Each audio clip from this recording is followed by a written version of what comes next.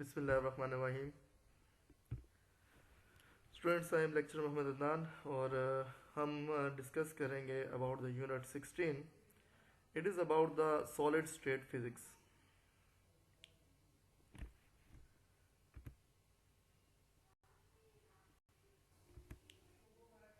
अब बेटा, जैसे कि आपको पता है कि हमने यहाँ पर डिस्कस करना है अबाउट सॉलिड्स। तो सॉलिड्स को लेकर अगर हम बात करें तो इसके बारे में सबसे पहली चीज़ जो हम कहेंगे, it is the state of matter in which atoms are closely packed. ये मैटर की वो स्टेट है जिसमें एटम्स जो होते हैं वो क्लोजली पैक्ड होते हैं। और इसकी वजह क्या है? द रीजन बिहाइंड इज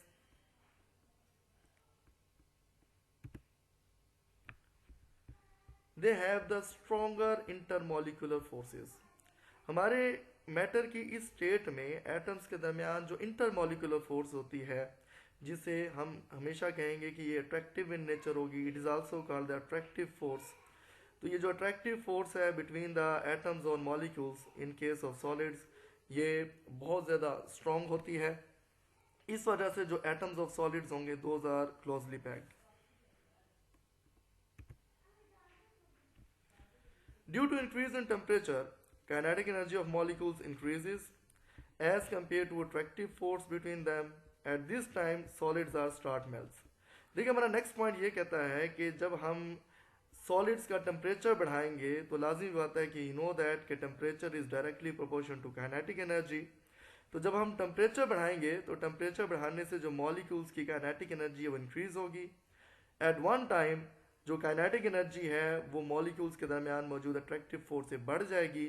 जब ऐसा होगा तो atoms vibrates with larger amplitude, वो ज़्यादा एम्पलीट्यूड के साथ वाइब्रेट करने लग जाएंगे और हम उस वक्त कहेंगे कि अब काइनेटिक एनर्जी के मुकाबले attractive force becomes week.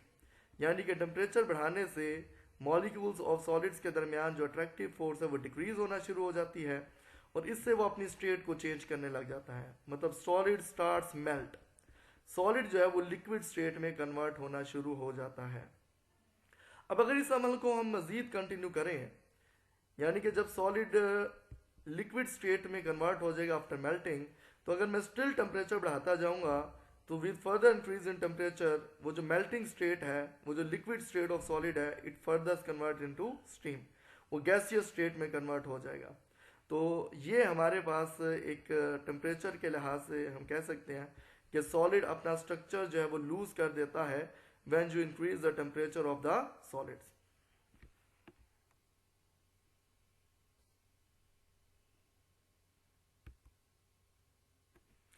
Okay बेटा, हमने इस चैप्टर में सॉलिड्स को हर लिहाज से स्टडी करना है।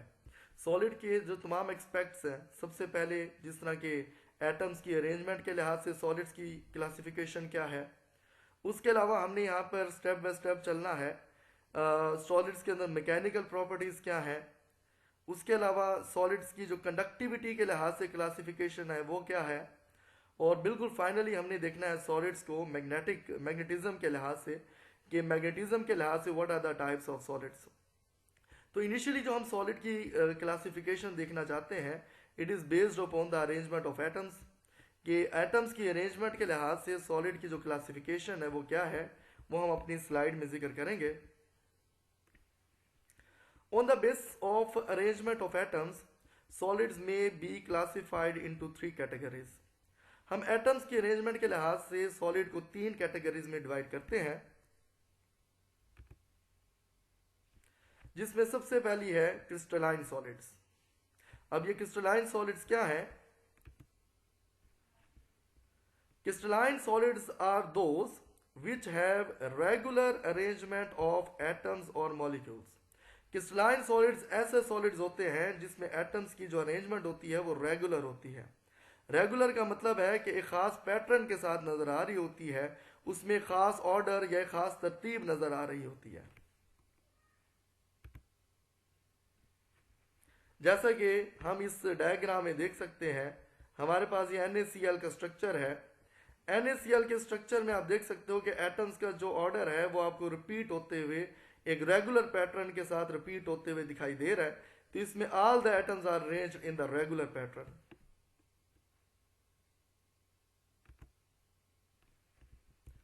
The neighbors of every molecule are arranged in regular pattern which is constant throughout the crystal. अब इस पॉइंट में वो क्या कहता है?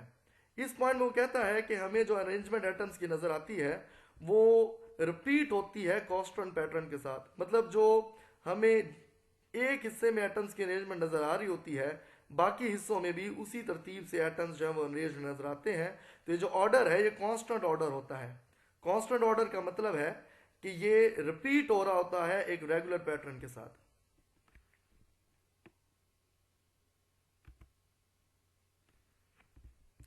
X-rays diffraction method is used to study the arrangement of atoms in crystalline solids.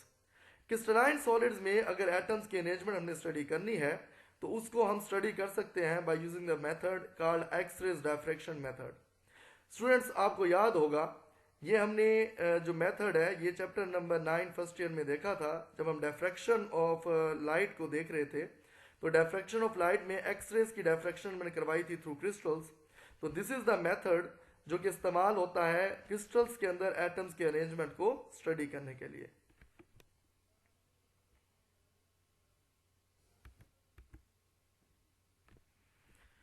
Okay, अब हम बात कर लेते हैं about the examples of crystalline solids.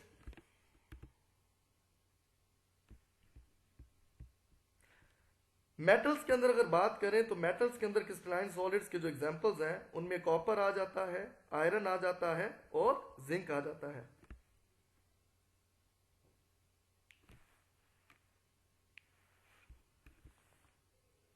जैसा कि आपको यहां पे डायग्राम में नजर आ रहा है, जिंक इसका आपको एटम की अरेंजमेंट के लिहाज से एक पैटर्न दिखाया गया है। आप देख सकते हो कि इसमें एटम्स जो हैं वो जिस ऑर्डर में नजर आ रहे हैं कॉन्स्टेंटली ये ऑर्डर आपको रिपीट होते हुए दिखाई दे रहा है। तो इसका मतलब है कि हमारे पास जो जिंक है it is one of the type of crystalline solids. इसी तरीके से अगर मैं आयनिक कंपाउंड की बात करूं तो आयनिक कंपाउंड के अंदर we have the example sodium chloride, that is NaCl। Previous slide में हम ऑलरेडी NaCl के स्ट्रक्चर को देख चुके हैं, लेकिन आप यहां पे देखें तो अगेन यहां पे आपको एक ऑर्डर, एक तरतीब नजर आ रही है जो अपने आप को बार बार रिपीट करते हुए दिखाई देती है। अगर हम सेमीकंडक्टर्स की बात करते हैं तो सेमीकंडक्टर्स में जर्मेनियम और सिलिकॉन हमारे पास आ जाती हैं बेस्ट एग्जांपल्स में जो क्रिस्टलाइन सॉलिड्स को डिस्क्राइब करेंगी। तो this is the structure of the semiconductors. Semiconductors के अंदर भी आप देख सकते हो कि जो एटम्स की अरेंजमेंट है वो एक खास पैटर्न के साथ रिपीट होते हुए दिखाई देती है। तो इस तरीके से इन तीनों एग्जांपल्स को देख के हमने ये अखज़ किया कि how the atoms are arranged in the crystalline solids. They are arranged in the regular pattern, और ये जो रेगुलर पैटर्न है यह आपको कॉन्स्टेंटली रिपीट होते हुए दिखाई देता है।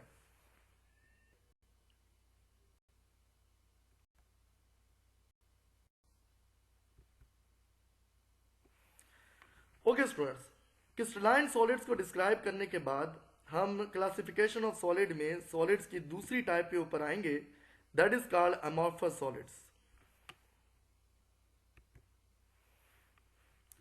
The word amorphous means without structure. Amorphous का मतलब होता है बिना किसी स्ट्रक्चर के, स्ट्रक्चर भी कह सकते हैं हम यहाँ पर। इसके अलावा जो टर्म इस्तेमाल कर सकते हैं वो डिसऑर्डर की भी कर सकते हैं कि विदाउट ऑर्डर। अब विदाउट स्ट्रक्चर की जगह यहाँ पे जो टर्म इस्तेमाल कर सकते हो विदाउट ऑर्डर भी कर सकते हो। मतलब अमॉर्फस का मतलब होता है नो ऑर्डर, कोई तरतीब ना होना। तो इससे हम क्या अखज़ करते हैं, it's mean it is in this type atoms are not arranged in regular pattern. Amorphous solids के अंदर जो एटम्स की अरेंजमेंट होती है वो रेगुलर नहीं होती, वो एक तरतीब के साथ आपको नजर नहीं आ रही होती। जैसा कि हमारे इस डायग्राम में आप देख सकते हो, मैंने यहां पर दोनों क्रिस्टलाइन सॉलिड्स का स्ट्रक्चर भी दिखा दिया और अमॉर्फस का भी दिखा दिया ताकि आप इनमें बेहतर तरीके से फर्क कर सकें। अगर मैं क्रिस्टलाइन का स्ट्रक्चर देखता हूं तो आप देख सकते हो कि क्रिस्टलाइन सॉलिड के हर एक हिस्से में आपको जो एटम्स का अरेंजमेंट है वो रेगुलर नजर आ रहा है, वो एक ही तरतीब के साथ रिपीट होते हुए दिखाई देता है। जैसे कि अमॉर्फस सॉलिड्स में देखें तो अमॉर्फस सॉलिड में हर एक हिस्से में हमें जो एटम्स की अरेंजमेंट है वो थोड़ी डिफरेंट नजर दिखाई दे रही है। वो एक ही ऑर्डर के साथ, एक ही तरतीब के साथ रिपीट होते हुए दिखाई नहीं देती। तो इन दोनों डायग्राम्स को आप सामने रखते हुए देख सकते हैं कि हमारे पास जो अमॉर्फस सॉलिड्स है उसमें एटम्स का जो अरेंजमेंट है वो डिसऑर्डर होता है, वो इर्रेगुलर अरेंजमेंट होता है, जबकि क्रिस्टलाइंस के अंदर हमें एक ऑर्डर या एक तरतीब नजर आ रही होती है।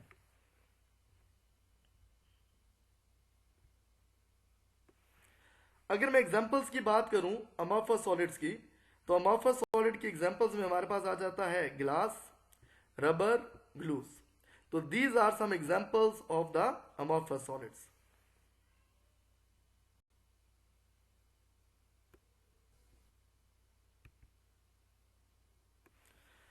ओके, सॉलिड की क्लासिफिकेशन में जो तीसरी टाइप है that is called polycrystalline solids. Polycrystalline को अगर डिस्क्राइब करें तो it is material made up of many small crystals. Polycrystalline एक ऐसा मटेरियल है जो बहुत ज्यादा छोटे छोटे क्रिस्टल से मिलकर बनता है। इन छोटे छोटे क्रिस्टल्स को हम क्रिस्टलाइन भी कह सकते हैं या ग्रेन्स का नाम भी देते हैं। तो दीज स्मॉल क्रिस्टल्स जो कि पॉलीक्रिस्टलाइन स्ट्रक्चर बना के देते हैं, इन स्मॉल क्रिस्टल्स को नाम दिया जाता है ग्रेन्स का। पॉलीक्रिस्टलाइन के बारे में नेक्स्ट बात करें तो हम कह सकते हैं कि they have intermediate structure in between order and disorder. Polycrystalline solids का जो स्ट्रक्चर होता है वो ऑर्डर और डिसऑर्डर के दरमियान होता है। अगर मैं सादा लफ्जों में बात करूं तो हम कह सकते हैं कि ना तो इसमें मुकम्मल तौर पे रेगुलर अरेंजमेंट नजर आती है और ना मुकम्मल तौर पे इसमें इर्रेगुलर अरेंजमेंट नजर आती है, बल्कि कोई इंटरमीडिएट हमें स्ट्रक्चर नजर आ रहा होता है जिसमें ऑर्डर और डिसऑर्डर दोनों दिखाई दे रहे होते हैं। और हम कह सकते हैं कि they are partially crystals and partially amorphous.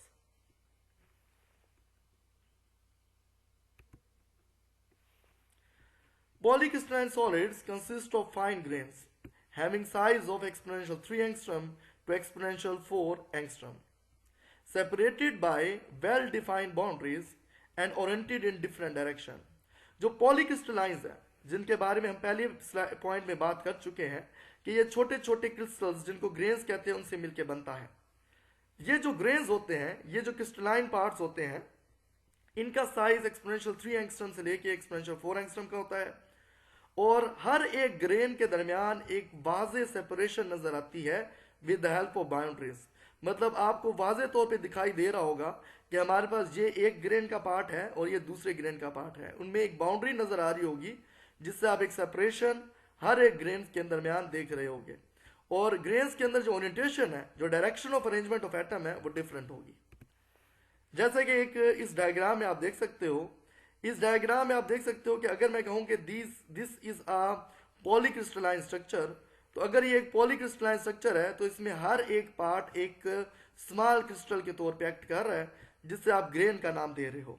आप देख सकते हो कि हर एक ग्रेन में एटम्स की अरेंजमेंट डिफरेंट है, लेकिन इस हिस्से तक अगर रहूं, अगर मैं सिर्फ इस हिस्से तक रहूं तो इसमें हर पॉइंट पे हमें एक तरतीब के साथ, एक ही ऑर्डर के साथ अरेंजमेंट नजर आती है। लेकिन इस हिस्से को अगर मैं दूसरे हिस्से के साथ कंपेयर करूं तो इन दोनों के दरमियान जो एटम्स की अरेंजमेंट है वो डिफरेंट है।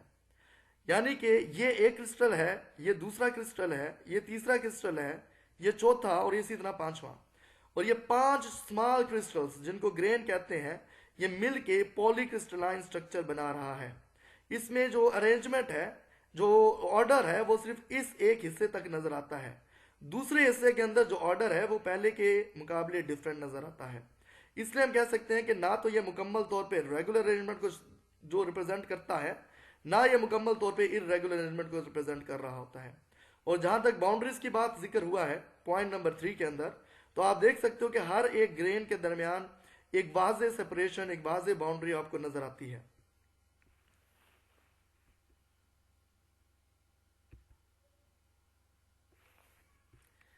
Each such grain is a single crystal of an irregular shape. हम यहाँ पे पहले ये बात कर चुके हैं कि हर एक ग्रेन एक अलग क्रिस्टल को रिप्रेजेंट कर रहा होता है।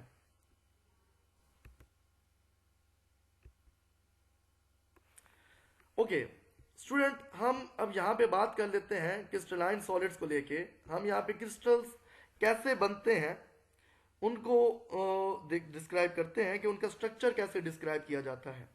अब क्रिस्टलाइन सॉलिड्स को एक्सप्लेन करने के लिए सबसे पहली टर्म जो आपको चाहिए दैट इज यूनिट सेल। मतलब सादा लफ्जों में आप देख सकते हो या कह सकते हो कि दीज आर द टर्मिनोलॉजीज जो क्रिस्टल्स के अंदर इस्तेमाल होंगी, जिसको हम वन बाय वन अब देखने वाले हैं।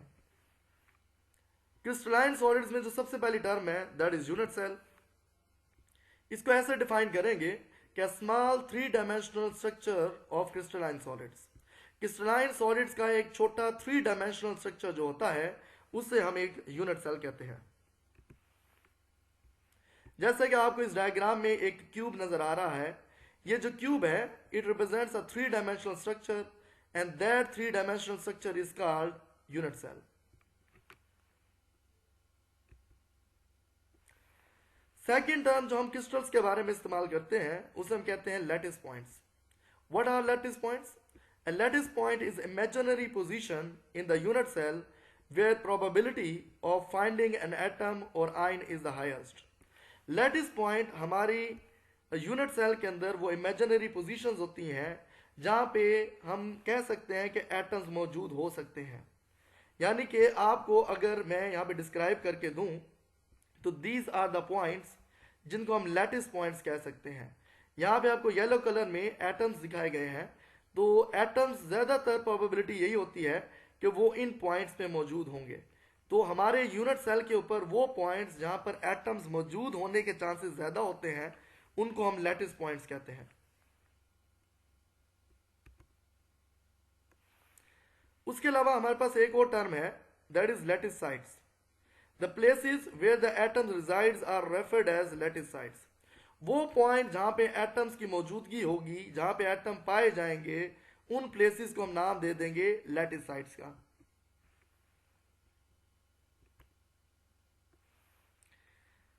इसके अलावा जो थर्ड टर्म हम क्रिस्टलाइन सॉलिड्स में इस्तेमाल करेंगे दैट इज बेसिस।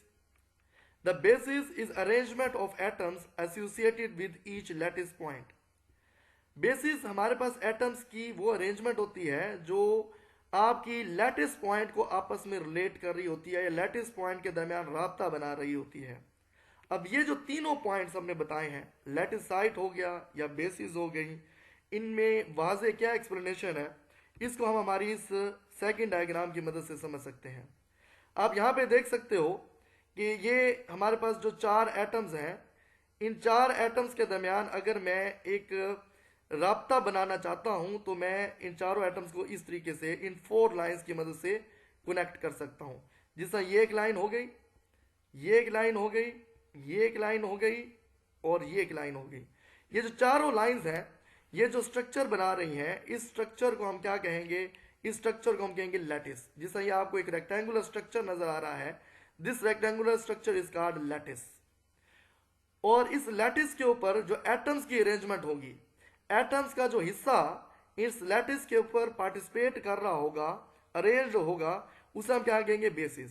आप देख सकते हो कि ये जो पार्ट एटम्स का इस लैटिस का हिस्सा है उसको हमने यहाँ पे अलग से दिखाया है। तो दीज आर या this is the arrangement of atoms जो कि आपके लैटिस को आपस में क्या कर रही है? एसोसिएट कर रही है। लैटिस को बनाने का जो काम कर रही है वो ये बेसिस है। तो इस तरीके से आप इस डायग्राम में बेहतर तरीके से समझ चुके होंगे कि what is meant by lattice and what is the base.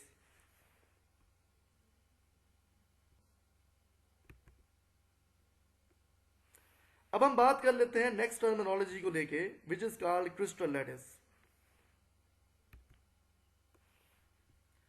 A large 3-dimensional structure of crystals due to combination of many unit cells। जब हम छोटे छोटे यूनिट सेल्स को मिलाते हैं, जब हम बहुत ज्यादा यूनिट सेल्स को आपस में कंबाइन करते हैं तो उनका कॉम्बिनेशन से हमें एक लार्ज 3-डायमेंशनल स्ट्रक्चर मिलेगा क्रिस्टल का। उस लार्ज 3-डायमेंशनल स्ट्रक्चर ऑफ क्रिस्टल को हम कहते हैं क्रिस्टलाइन सॉलिड्स। इस डायग्राम में बेहतर तरीके से आप समझोगे, ये एक यूनिट सेल है। अगर मैं इस तरह के 4 यूनिट सेल को आपस में कंबाइन करता हूं तो आप देख सकते हो कि ये जो यूनिट सेल्स हैं ये आपस में कंबाइन होके एक लार्ज 3-डायमेंशनल स्ट्रक्चर बनाते हैं। ये छोटे छोटे क्यूब मिलके एक बड़ा क्यूब बनाते हैं। इस बड़े क्यूब को हम लार्ज 3-डायमेंशनल स्ट्रक्चर कह रहे हैं क्रिस्टल्स का, और इसको हम नाम देंगे क्रिस्टल लैटिस का। तो यूनिट सेल में और क्रिस्टल लैटिस में भी फर्क क्या है, इस डायग्राम के अंदर आप देख सकते हो।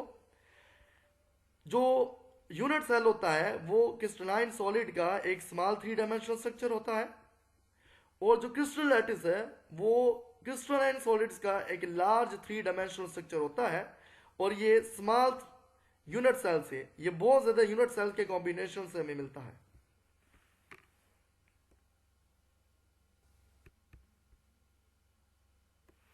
नेक्स्ट हम बात कर लेते हैं अबाउट द क्रिस्टल स्ट्रक्चर्स। अब क्रिस्टल बनता कैसे है, क्रिस्टल का जो स्ट्रक्चर है वो कैसे बनता है वो हम यहां पे डिस्क्राइब करेंगे।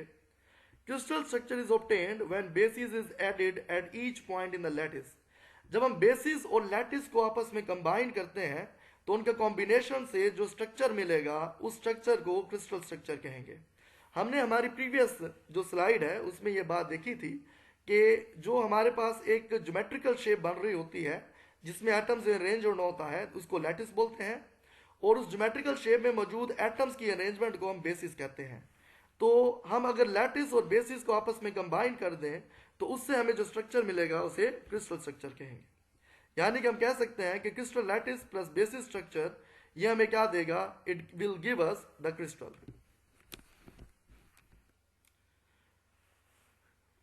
तो स्टूडेंट ये हमारे पास आज का लेक्चर था जो कि चैप्टर नंबर 16 के बारे में इनिशियली हमने देखा। आज के इस लेक्चर में हमने देखा कि सॉलिड्स को क्रिस्टलाइन सॉलिड्स को हम किस तरीके से एटम्स के अरेंजमेंट के रास्ते क्लासीफाई करते हैं। उसकी हमने 3 टाइप्स देखी, crystalline solids, amorphous solids and polycrystalline solids. Lecture के दूसरे हिस्से में हमने देखा कि हमारे पास जो क्रिस्टल्स होते हैं, क्रिस्टलाइन सॉलिड्स होते हैं, उनके लिए कौन सी टर्मिनोलॉजीज होती हैं, और सेकेंडली क्रिस्टल स्ट्रक्चर जो है वो कैसे बनता है। तो thank you very much students, हम हमारे नेक्स्ट टॉपिक हमारी नेक्स्ट वीडियो के अंदर डिस्क्राइब करेंगे। Thank you very much.